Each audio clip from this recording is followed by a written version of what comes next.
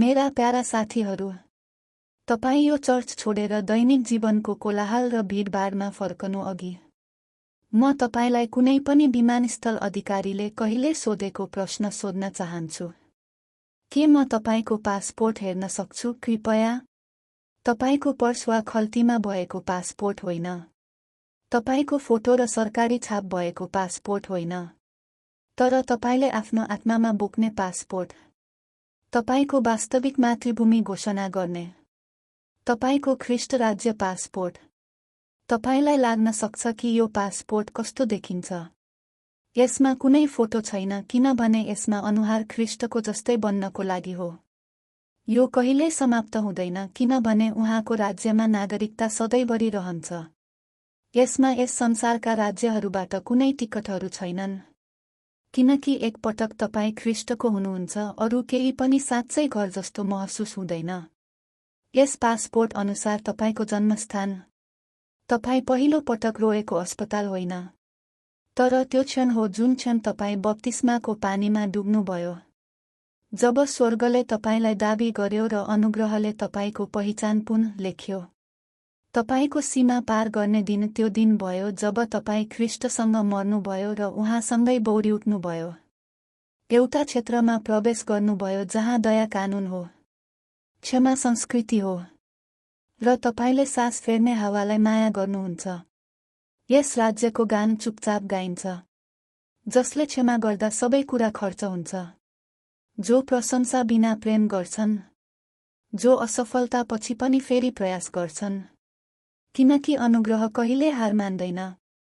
यसको भाषा दया हो, बिस्तारै र उदारतापूर्वक बोलिने। यसको उच्चारण करुणा, यसको व्याकरण नम्रता र यसको शब्दावली आशा।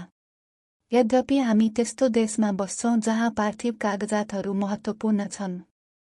यहाँ भारतमा सरकारले हामीलाई हाम्रो आधार कार्डलाई बैंक खाताहरू, फोन जडानहरू, कल्याणकारी योजनाहरू, स्कुल भर्नाहरूमा लिङ्क गर्न आग्रह गर्दछ।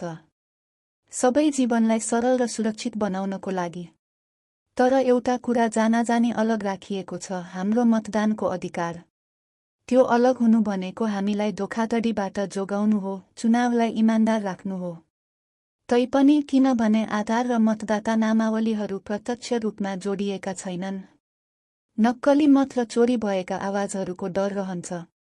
यी सङ्घर्षहरूले हामीलाई सम्झाउँछन् पार्थिव प्रणालीहरू यद्यपि आवश्यक छन्, अपूर्ण छन्। कुनै कार्ड, कुनै डाटाबेस, कुनै बायोमेट्रिक स्क्यानले हामी को हौं भनेर पूर्ण रूपमा परिभाषित गर्न सक्दैन वा हाम्रो गहिरो पहिचानको रक्षा गर्न सक्दैन। जसरी राष्ट्रले त्रुटिपूर्ण प्रणालीहरूमा हाम्रो मतलाई सुरक्षित राख्ने प्रयास गर्छ, ख्रीष्टले आफ्नो अनन्त राज्यमा हाम्रो साँचो नागरिकताको रक्षा गर्नुहुन्छ। हाम्रो स्वामित्व कागज वा सङ्ख्यामा पाइँदैन, तर हाम्रो राजाको प्रेम, दया र अनुग्रहमा पाइन्छ। त्यसैले जब तपाईँ आज युकेरिस्टमा आफ्नो आध्यात्मिक राहदानी नवीकरण गर्नुहुन्छ र दैनिक जीवनको शान्त छनौटहरूमा, याद राख्नुहोस् तपाईले जुनसुकै कागजातहरू बोक्नुभयो, पृथ्वीमा तपाईले जस्तो सुकै चुनौतीहरूको सामना गर्नुभयो, तपाईको अन्तिम नागरिकता ख्रीष्टको हृदयमा छापिएको छ। न्याय, शान्ति र अनन्त प्रेमको राज्य। हामीलाई त्यो राज्यको विश्वासी नागरिकको रूपमा बाँच्न दिनुहोस्। दयाले दुष्टको जवाफ दिने, आरोधमाथि प्रेम छनौट गर्ने, क्षमा गर्ने र सधैँ आशा गर्ने। आज तपाईको हृदयहरू उहाँको क्रस र उहाँको दयाले नयाँ छाप लगाइयोस्, ताकि तपाईँ जहाँ गए पनि संसारले तपाईमा राजाको हस्ताक्षर पढ्न सकोस्। क्राइस्टस विजयी, क्राइस्टस रेग्नाट, क्रिस्टस इम्पेराट। आमेन।